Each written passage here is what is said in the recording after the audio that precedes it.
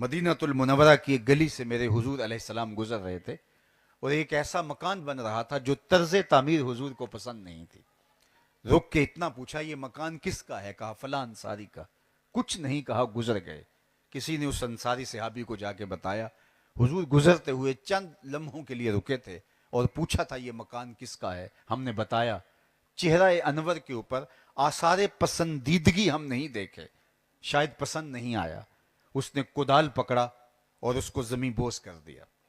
2-4 دن کے بعد دوبارہ گزران ہوا تو وہاں مٹی کا ڈھیر پڑا ہوا تھا. تو آقا کریم نے فرمایا اسے بلاؤ. بلایا گیا. کہا میں گزرا تھا, تیرا مکان دیکھا تھا, آج مٹی کا ڈھیر دیکھ رہا ہوں, کیا ہوا؟ عرض کی حضور میں نے گرا دیا. فرمایا کیوں؟ عرض کی سنا تھا آپ کو پسند نہیں, سنا تھا آپ کو پسند. میں سر سے لے کر پاؤں تک دیکھوں میرا کیا کیا حضور کو پسند نہیں. عقیقے سے لے کر ولیمے تک دیکھوں کیا کیا حضور کو پسند نہیں. نجی زندگی سے لے کے طرز سیاست تک دیکھوں کیا کیا حضور کو پسند نہیں. محمد دی زیارت محمد دے رنگ وچ اے ٹھگ بازیاں جانے پیارا محمد. اگر ان سے محبت کا ربط قائم کیا ہے تو پھر ان کے رنگ کو اختیار کرنا پڑے گا. یہ نہ ہو کہ لوگ تمہیں پوچھیں تم کون ہوتے ہو, تمہیں بتانا پڑے صاحب مسلمان ہوتے ہیں. یہ دیکھو مذہب کے خانے میں اسلام لکھا ہے. نہیں, تم دور سے چلے آ رہے ہو, لوگ پہچان کے کہیں وہ دیکھو حضور کا غلام آ رہا ہے. نور آنکھوں میں تو چہروں پہ اجالے ہوں گے, مصطفیٰ والوں کے انداز نرالے ہوں گے. دنیا میں بھی ان کے دم سے مقدر چمکا, محشر میں بھی ان کی رحمت کے حوالے ہوں گے. جب ان سے دعویٰ عشق کیا ہے تو پھر ان کی پسند ناپسند کو اختیار کرنا ہوگا. ایک صحابی حضور سے سلام کرنے کے لیے آگے بڑھے, سلام کہا تو آقا نے رخ پھیر لیا. سمجھے شاید اتفاقاً ایسا ہو گیا تو جدھر رخ پھیرا ادھر سے جا کے سلام کیا. تو آقا کریم نے پھر رخ پھیر لیا. اب یقین ہو گیا کہ آقا کریم ناراض ہیں, لیکن یہ سمجھ نہیں آ رہی تھی کہ ناراضگی کا سبب کیا ہے, وجہ کیا ہے. ہم تو اگر ہمارے شیخ, ہمارے بزرگ, استاد, والد ناراض ہو جائیں اور ہمیں نہ پتا ہو کہ ناراضگی کی وجہ کیا, ہم خود ناراض ہو جاتے ہیں. لیکن وہ صحابہ سے پوچھتا پھر رہے ہیں کہ حضور مجھ سے ناراض ہیں, لیکن مجھے نہیں سمجھ. ایک لمبے سفر کے بعد میں آیا ہوں, طویل عرصے کے بعد, لیکن مجھے سمجھ نہیں آ رہی کہ ناراضگی کا سبب کیا ہے, تم بتا سکتے ہو؟ انہوں نے غور کیا, کہا ہاں یہ جو تم نے سونے کی انگوٹھی پہن رکھی ہے, ناراضگی کا سبب یہ ہو سکتا ہے کیونکہ آقا کریم اس سے منع فرما چکے ہیں. سونے سے, چاندی سے, ریشم سے منع کر دیا. اس کو آتش دوزخ کا انگارہ قرار دیا حضور نے. تو حضور کی ناراضگی کا سبب شاید یہ ہو. وہ آگے بڑھے, انگوٹھی اتار کے حضور کو پیش کرتے ہوئے کہا حضور اس وجہ سے ناراض ہیں, یہ رہی. آقا کریم نے پکڑی اور یوں پھینک دی. ناراضگی کی وجہ یہی تھی, ختم ہو گئی. گفتگو چلتی رہی دیر تک, حضور ہم کلام رہے. مجلس اختتام کو پہنچی, لوگ واپس پلٹنے لگے تو یہ بھی واپس جانے لگے. تو کسی نے بازو سے پکڑ کے کہا وہ انگوٹھی تو اٹھا لو, تم تو شرعن نہیں پہن سکتے, تمہاری بیوی تو پہن سکتی ہے نا, تو قیمتی دھات ہے اٹھا لو. تو سنو صحابی نے کیا جواب دیا. اس نے کہا واللہ لا آخذہ وقد طرحہ رسول اللہ صلی اللہ علیہ وآلہ وسلم, اللہ کی قسم میں اس کو کبھی نہیں اٹھاؤں گا جس کو میرے حضور نے پھینک دیا ہے. یہ سونا ہے, چاندی ہے, ہیرا ہے, لال ہے, پکھراج ہے, پڑا رہے, نہیں اٹھاؤں گا. جس کو میرے حضور نے پھینک دیا میں کیسے اٹھا سکتا ہوں؟ میں اور آپ غور کریں, کوئی ایسی عادت تو نہیں اٹھائے پھر رہے جس کو حضور نے پھینک دیا. کوئی ایسا رویہ تو نہیں اٹھائے پھر رہے جو حضور نے پھینک دیا. کوئی ایسی دوستی تو نہیں اٹھائے پھر رہے جس کو حضور علیہ السلام نے پھینک دیا. کوئی ایسا کاروبار تو نہیں اٹھائے پھر رہے جس کو حضور علیہ السلام نے پھینک دیا. محمد دی زیارت محمد دے رنگ وچ اے ٹھگ بازیاں جانے پیارا محمد. تو جب ہم نے ان کے ساتھ محبت کا دعویٰ اور محبت کا ربط قائم کیا ہے تو محبت اور عشق تو یہ بہت اوپر والی چیز ہے. ہمیں تو ابھی ابتدائی مرحلے کے اندر جو الفت کا ابھی ابتدائی رنگ چڑھتا ہے, اگر وہ رنگ بھی ہمارے اوپر نہیں چڑھا تو پھر ہم دعویٰ عشق نہ کریں, بلکہ اپنے آپ کو, بلکہ اقبال نے وہ جو کہا تھا کہ اے بلبل شوریدہ تیرا نغمہ خام ہے ابھی, کچھ اور مدت کے لیے اپنے سینے میں سے تھام, ابھی تیرا نغمہ پختہ نہیں ہوا, ابھی کچا ہے, تیرا عشق ابھی پختہ نہیں ہوا. عشق پختہ ہوگا تو پھر تجھے دیکھ کر کے یار کی یاد آئے گی. اہل اللہ کی علامت یہی بیان کی گئی, اذا رؤوا ذکر اللہ, جب تم ان کو دیکھو تمہیں خدا یاد آ جائے. حضرت سیدنا صدیق اکبر رضی اللہ تعالی عنہ حضور کی محبت کے سانچے میں ایسے ڈلے. آپ تاریخ پڑھیے گا کہ حضور علیہ السلام پر جب پہلی وحی نازل ہوتی ہے تو حضور علیہ الصلوۃ والسلام واپس گھر آئے اور سیدہ خدیجۃ الکبریٰ سے کہا زملونی، مجھے چادر اڑا دو. تو انہوں نے کہا کہ آپ کیوں پریشان ہوتے ہیں؟ کلا واللہ لا یخزیک اللہ ابدا، آپ کا رب آپ کو کبھی بھی پریشان نہیں ہونے دے گا. وہاں حضور کے لیے انہوں نے کچھ لفظ کہے، سنیے.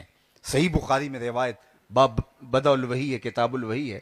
فرمایا انک لتصل الرحم وتحمل الکلہ وتکسب المعدوم وتقری الضیف وتصدق الحدیث وتعین علی نوائب الحق. آپ کا رب آپ کو کبھی بھی بے آبرو نہیں ہونے دے گا، تنہا نہیں چھوڑے گا. آپ کا رب آپ کو پریشان نہیں ہونے دے گا. کیوں؟ اس لیے کہ آپ ہمیشہ صلہ رحمی کرتے ہیں. آپ جس کا کوئی بوجھ اٹھانے والا نہیں اس کا بوجھ اٹھاتے ہیں، جس کا کوئی کمائی کرنے والا نہیں اس کی ضرورت کو پورا کرتے ہیں. آپ اعلیٰ درجے کے مہمان نواز ہیں، ہمیشہ سچ بولتے ہیں. اور آپ جو ہیں وہ جس کی مدد کے لیے کوئی کھڑا نہیں ہوتا اور وہ مشکل میں پھنس جاتا ہے اور وہ حق پر ہے، اس کے ساتھ آپ کھڑے نظر آتے ہیں. یہ حضور کے اوصاف بیان کیے. اب آئیے حضرت سیدنا صدیق اکبر رضی اللہ کی سیرت دیکھیے، حضور کی محبت کا رنگ دیکھیے. حضرت سیدنا صدیق اکبر ایک وقت کفار کی ریشہ دوانیوں، ان کی ایذا رسانیوں سے اتنے تنگ آ گئے کہ شہر مکہ چھوڑنے کا ارادہ کر لیے. جب مکہ المکرمہ سے باہر نکلے تو ابن الدغنہ کافروں کا سردار تھا، اس نے کہا ابو بکر کدھر جا رہے ہو؟ کہا کہ شہر میں اب کیا رہنا جہاں خیر اور شر کی تمیز اٹھ گئی ہے اور لوگ سچائی، اچھائی اور اقدار کی جو ہے وہ پہچان ہی نہیں رکھتے. تو اس نے کہا کہ میں آپ کو نہیں جانے دوں گا. آپ جیسا شخص اگر شہر میں ہو تو شہر میں برکت ہوتی ہے. آپ جیسے شخص کو نہ شہر چھوڑنا چاہیے اور نہ ہم چھوڑنے دیں گے آپ کو. میں آپ کو امان دیتا ہوں.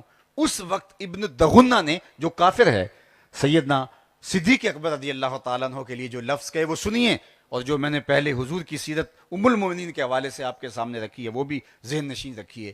ابن الدغنہ نے کہا ابو بکر ہم تجھے کیسے مکہ چھوڑنے دیں گے؟ انک لتصل الرحم وتحمل الکل وتکسب المعدوم وتصدق الحدیث وتقری الضیف وتعین علی نوائب الحق.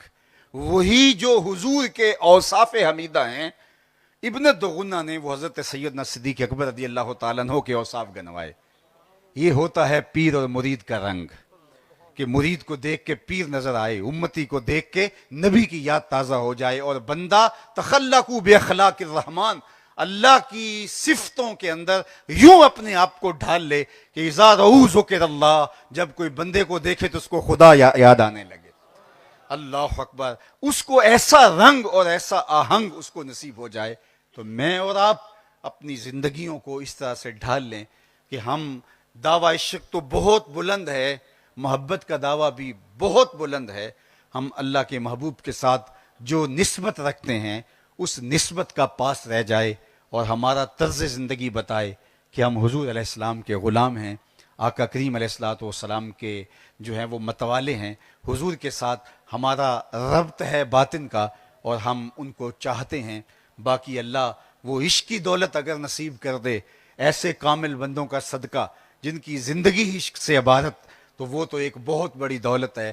ہمارے استاد پڑھا کرتے تھے عاشق عاشق ہر کوئی آکھے، پر عاشق بندا مر کے، زہر پیالہ کوئی نہیں پیندا پر عاشق پیندا پر کے. تو ہمیں تو ایک جرعہ بھی نصیب نہیں ہوا، اور دعویٰ یہ ہے کہ ہمارے جیسا عاشق زمانے میں نہیں. اگر ہم عاشق ہیں تو پھر ہمارے رویے بھی بتائیں، رویے جو ہے وہ چیخ چیخ کے بتائیں کہ واقعہ ہی حضور کا عاشق ایسا ہوتا ہے. آئیے میں اور آپ اپنی زندگی کو آقا کریم علیہ الصلوۃ والسلام کی محبت کے سانچے میں ڈھال لیں. کار ما آخر شدو آخر زما کار نشد، مشت خاک ما غبارے کوچائے یار نشد. اپنے ساری گفتگو کا خلاصہ اور اقبال کے سارے کلام کا اگر رس نچوڑوں تو یوں نکلتا ہے کہ محمد سے وفا تو نے تو ہم تیرے ہیں.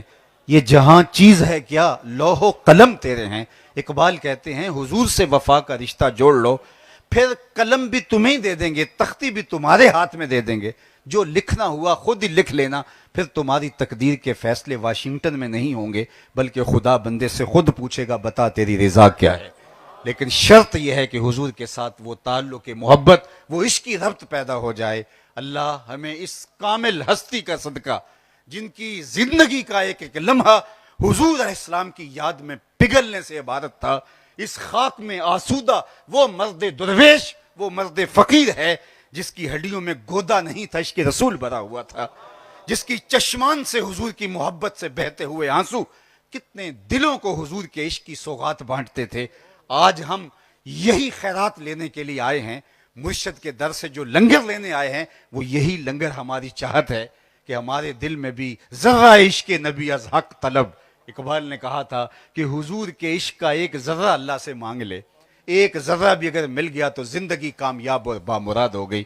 اللہ تعالیٰ اس مرد فقیر کا صدقہ ہمیں حضور کی محبت کا ذرہ عطا کر دے، عشق رسول کا سرمایہ ہماری زندگی کے اجالوں اور وہ زندگی کی روشنیوں کا سبب بنائے۔ وآخر دعوانا ان الحمد للہ رب العالمین۔